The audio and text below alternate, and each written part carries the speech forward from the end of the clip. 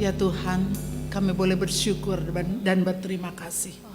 Segala pujian boleh kami naikkan pada hari ini. Dan semua ini boleh kami serahkan ke dalam tangan Tuhan. Sembah pujian kami, karena memang Engkau yang layak disembah dan Engkau yang layak dipuji. Terima kasih Tuhan. Sekarang kami ingin mendengarkan firman Tuhan. Siapkanlah hati kepikiran kami. Di dalam nama-Mu kami berdoa. Amin. Shalom, selamat pagi jemaat, silakan ambil tempatnya.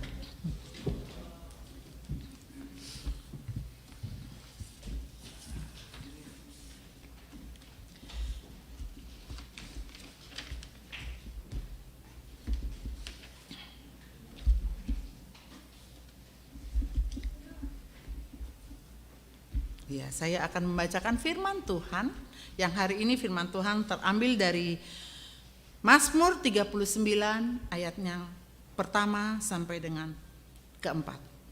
Mazmur 39 ayat 1 sampai dengan 4. Demikian firman Tuhan. Untuk memimpin biduan untuk Yedutun Mazmur Daud. Pikirku, aku hendak menjaga diri supaya jangan aku berdosa dengan lidahku. Aku hendak menahan mulutku dengan kekang selama orang fasik masih ada di depanku. Aku keluh, aku diam, aku membisu. Aku jauh dari hal yang baik, tetapi penderitaanku makin berat.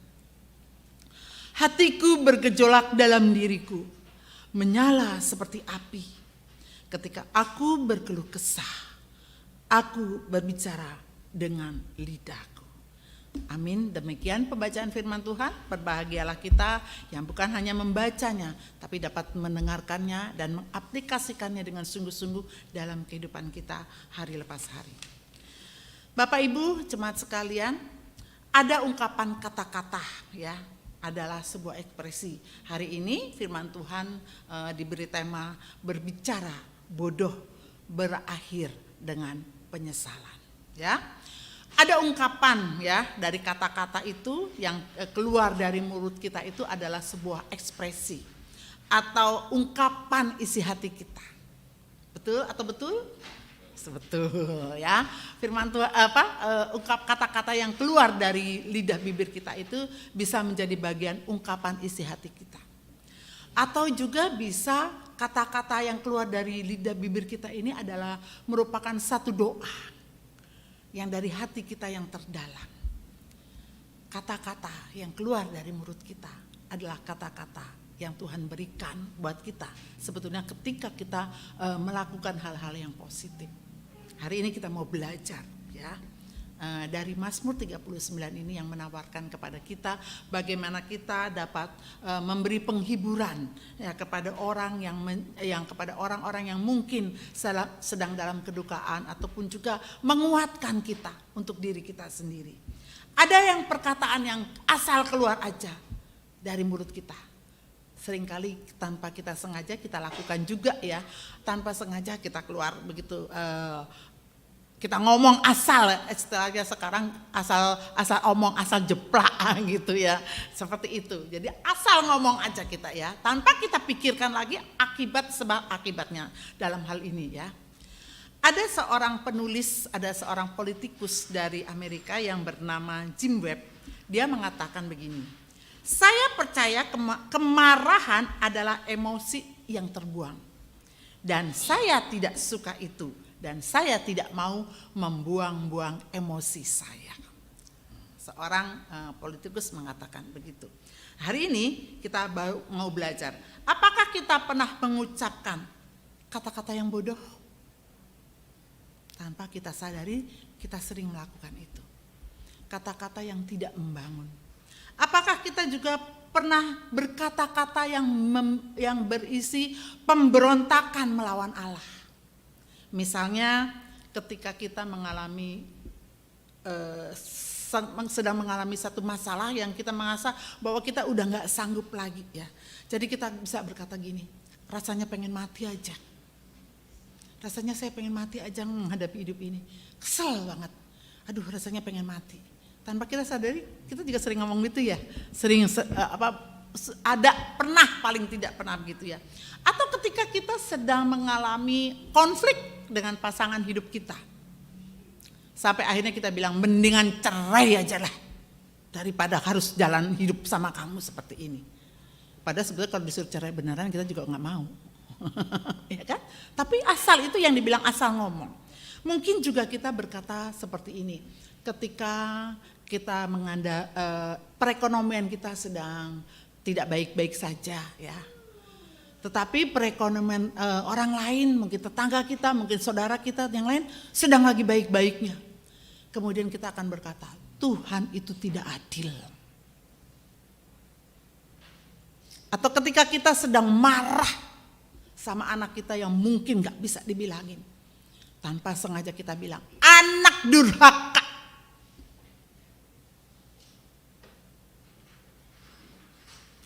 Kadang tanpa sengaja kita bisa bicara seperti itu. Hari ini Mazmur 39 cerita dari Raja Daud.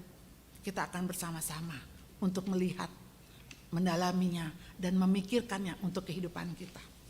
Saudara, Daud itu pernah merasakan pengalaman yang tidak menyenangkan dalam hidupnya. Dia pernah sakit parah. Sampai sakit itu dia sudah berputus asa.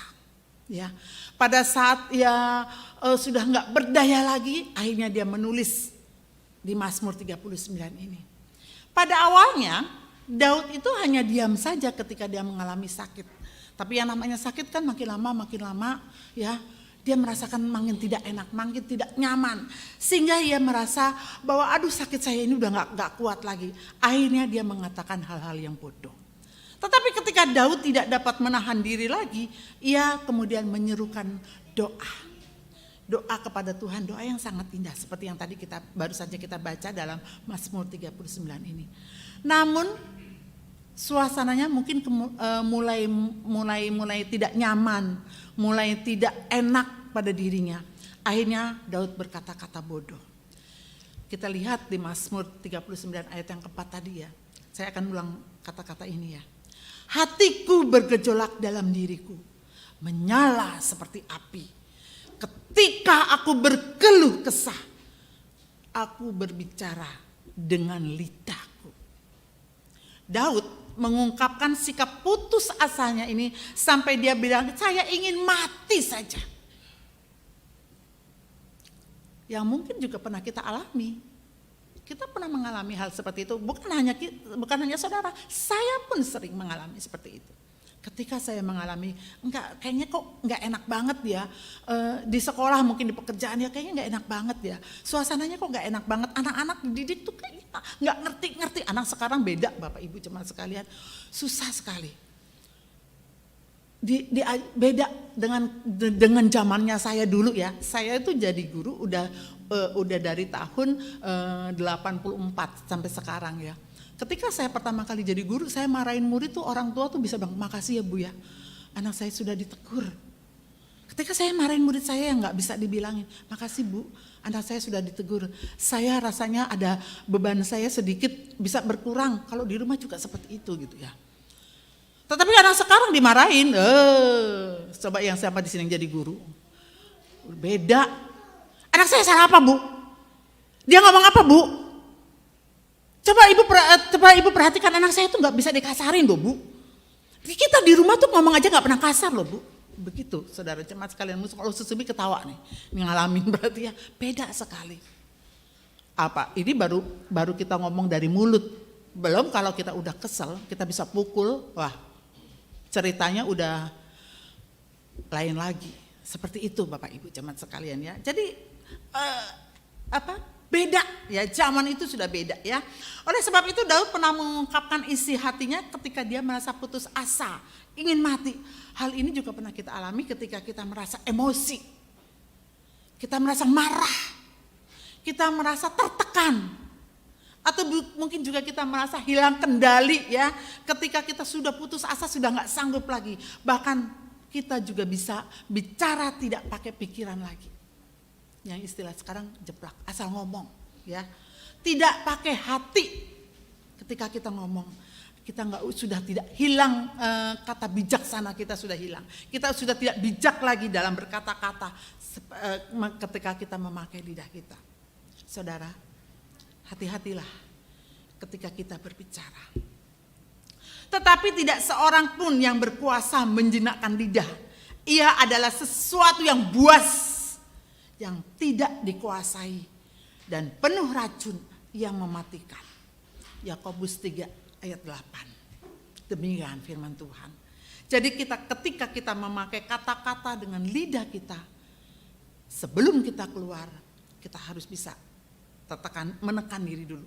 Karena kata-kata itu bukan saja bisa membangun orang, tapi juga bisa membahayakan diri kita maupun orang yang lawan bicara kita. Karena banyak orang yang bisa tersakiti dengan kata-kata kita. Tetapi kita juga bisa jadi musuh. Kita juga makin banyak musuh. Tetapi ketika kita bicara dengan bijak, kita menjadi kekuatan buat orang yang sedang mungkin mengalami masalah itu. Dan kita menjadi salah ucap. Bisa juga kita menjadi salah ucap pada Tuhan. Ketika tadi kita bilang anak bodoh, mendingan cerai saja, lebih baik mati. Bapak Ibu jemaat sekalian, Tuhan itu bisa meyakini kita ketika kita merasa putus asa. Tuhan sangat mengerti. Ketika kita putus asa, Tuhan sangat mengerti permasalahan kita. Dan ketika kita datang pada Dia, pasti Dia akan menjawab setiap doa-doa kita. Kita nggak tahu jawabannya besok, sekarang, tepat, atau beberapa tahun lagi. Tuhan akan menjawab dan mendengarkan. Dan ketika kita mengungkapkan isi hati kita, ketika kita mengalami penyesalan, Tuhan pun gak segan-segan akan mengampuni kita. Jadi kita bersyukur punya Allah yang mau mengerti setiap isi hati kita. Dan Allah yang mau mengerti dan mau mengampuni setiap dosa-dosa kita, penyesalan kita kepada Tuhan. Hari ini kita mau belajar bagaimana Raja Daud, bahwa seorang Raja Daud saja bisa menghadapi hal-hal sulit dan dia juga bisa keseleo lidah ketika dia berbicara kepada Tuhan, ketika dia mengalami penyesalan, mengalami sakit penyakit. Apalagi kita, ya. Raja Daud aja bisa seperti itu, apalagi kita. Hari ini ada beberapa hal yang dapat kita pelajari, bagaimana kita dapat bersikap bijak pada perikop ini ya. Yang pertama adalah kita harus berkata-kata dengan hikmat. Bapak Ibu jemaat sekalian. Amsal 15 ayat 18 mengatakan, si pemarah membangkitkan pertengkaran, tetapi orang yang sabar memadamkan pembantahan. Hikmat. Kita harus bisa berkata-kata dengan penuh hikmat. Apa sih hikmat itu? Hikmat itu adalah, Bapak Ibu jemaat, adalah satu kata bijaksana. Ya. Bicara sesuai dengan kejadian, sesuai dengan situasi, sehingga ketika kita berbicara kepada lawan bicara kita dapat menghasilkan kemampuan ya untuk dapat menerapkan prinsip-prinsip yang enak kepada si pendengarnya itu. Ketika kita berbicara dengan hikmat. Jadi ketika kita berbicara kepada lawan bicara kita, mungkin kita sedang berbicara ya, bicara itu sesuai dengan kejadiannya, sesuai dengan situasinya yang saat itu sedang terjadi. Jangan kita lagi ngomong ya, misalnya kita lagi ngomongin bagaimana anak kita susah makan, ya. Nah, ketika kita bicara ya anakmu mungkin suka makan karena kamu nggak mau masak sih, karena kamu nggak pinter masak sih, karena kamu tuh bodoh wanita nggak bisa apa-apa. Oh, lawan bicara kita bisa mau ngomong lagi sama kita, ya enggak lah, Ya, ketika anak kita nggak bisa makan, gimana ya caranya? Oh, mungkin diakalin Bu, dengan cara bikinlah nasinya dibikin seperti main-mainan gitu ya. Di teman saya tuh ada ya, anaknya nggak bisa makan, susah makan, tapi dia ketika membawa makanan kepada ke sekolah, nasinya itu dibikin seperti kayak bentuk Mickey Hello Kitty gitu ya. Matanya itu dari kacang polong gitu ya. Terus mulutnya dari wortel gitu ya. Nah, anaknya bilang aku makan mulutnya, padahal yang dimakan wortel gitu ya. Aku makan kacang gitu ya. Dia bilang makan mata gitu ya. Jadi anak itu mau makan gitu ya. Nah, itu artinya ketika kita menghadapi situasi ini, jangan ketika kita bicara anak yang nggak bisa makan kita bilang oh karena kamu nggak pintar masak, kamu nggak pintar minta uang sama suami kurang banyak kali ya. Akhirnya bicara ke suami, beda kan ya. Nah, jadi konteksnya itu harus pas. Ya, seperti itu contohnya. Jadi ketika kita bicara dengan hikmat harus sesuai dengan situasinya. Situasi dengan kondisi yang saat itu sedang terjadi. Kemudian yang kedua, kita harus bisa belajar berkata-kata dengan kata yang membangun atau yang memotivasi diri dan orang lain. Membangun itu artinya bisa bersikap positif dan bisa juga bersikap negatif. Ya, bagi yang mendengarnya, ya, buat orang yang mendengarkan mungkin dia akan bersikap positif, membangun bagaimana kita dapat berkata-kata, membangun itu akhirnya yang diajak lawan bicara itu merasa saya bisa, mungkin saya mampu. Saya bisa Bu, saya bisa lakukan ini, saya bisa Pak, saya bisa lakukan seperti ini. Jadi membangun, tetapi juga bisa membuat orang jadi negatif. Kayaknya nggak mungkin ya saya bisa seperti itu. Nah itu kita harus bisa membangun ya. Perkataan yang membangun harus bisa jadi berkat buat yang mendengarnya. Jadi ketika kita berbicara kepada lawan kita bisa menjadi berkat. Bukan hanya berkat untuk orang lain, tapi juga berkat buat diri kita sendiri. Kemudian kita yang ketiga, kita harus bisa juga bertobat dalam kebiasaan kesilau lidah. Jangan biasa gini, oh tadi saya salah ngomong, maaf ya, sorry ya, saya salah ngomong. Saudara, ketika kita salah omong kepada orang lain, ada orang yang tersakiti. Ada orang yang tersakiti. Dan ketika dia sudah luka, kita bisa bilang maaf, sorry ya, aku tadi gak sengaja ngomong seperti itu. Sebetulnya maksud aku begini, oh iya gak apa-apa. Tapi sebetulnya luka yang sudah ada di hati itu terus menganga. Dan dia terus akan ada. Dan terus bicara biasanya. Ketika kita ngomong lagi, dulu lu juga ngomongnya kayak gini ya. Bisa begitu kan. Akhirnya orang yang tersakiti itu akan ingat. Bahkan mungkin bisa ingat seumur hidup. Padahal kita udah minta maaf. Padahal kita sudah bilang sorry ya. Jadi ingatlah, jangan sampai kita keselio lidah. Jadi sebelum kita bicara, ingat dulu, doa dulu pada Tuhan. Kemudian Bapak Ibu, yang keempat kita mau belajar berkata-katalah dengan ucapan syukur. Kita harus bersyukur kepada Tuhan, mengucap syukur dalam segala hal. Sebab itulah yang dikehendaki Allah di dalam Kristus Yesus bagi kamu. Tuhan sudah merancangkan hidup kita hidup yang baik. Rancangan Tuhan tak akan pernah terpeleset. Rancangan Tuhan sangat baik buat kita. Manusia boleh berencana, manusia boleh menginginkan, boleh bercita-cita, tapi Tuhan punya rancangan yang indah buat hidup kita. Rancangan Tuhan tidak akan terpeleset. Rancangan Tuhan tidak akan terlewati. Berkata-katalah dengan ucapan syukur. Kemudian kita juga mau belajar, jangan menggunakan kata-kata yang membangkitkan emosi seseorang. Kata-kata yang membangkitkan emosi itu perasaan seseorang ya, reaksi saat kejadian ya. Bapak Ibu, emosi itu adalah berasal dari, ya kebetulan tadi saya baca di internet ya. Emosi itu berasal dari sistem limbik otak yang kira-kira berukuran sebesar kacang polong ya. Ya, dan emosi ini terletak di batang otak. Orang akan bahagia jika limbik ini tidak aktif. Jadi ketika kita bicara dengan lawan bicara kita yang membahagiakan mereka, menguatkan mereka, limbik ini nggak akan bereaksi. Dia akan bahagia. Ya, tetapi ketika si limbik ini akan bereaksi ketika kita ngomong dan orang itu tersinggung, hanya tersinggung aja sedikit, dia langsung bekerja, langsung reaktif, ya, dan itu akan terbawa terus, bisa berjam-jam. Saudara, kalau kita lagi maaf, kita misalnya lihat ada orang berantem gitu ya, udah emosi gitu ya. Satu dengan lain udah nggak tahan, ngomongnya udah kasar-kasar, terus udah ditengahi sama orang, akhirnya yang satu mungkin lawan dia, udah sorry, udah selesai. Nah gitu kan, lain kali kalau ngomong jangan sembarangan gitu, mungkin lawan dicari gitu ya. Lain kali kalau ngomong jangan sembarangan, lihat orang kan jadi sakit hati nih, gue jadi sakit hati sama lo, aturan enak-enak aja jadi begini, sering terjadi seperti itu ya. Nah itu adalah limbik otaknya yang sedang bekerja.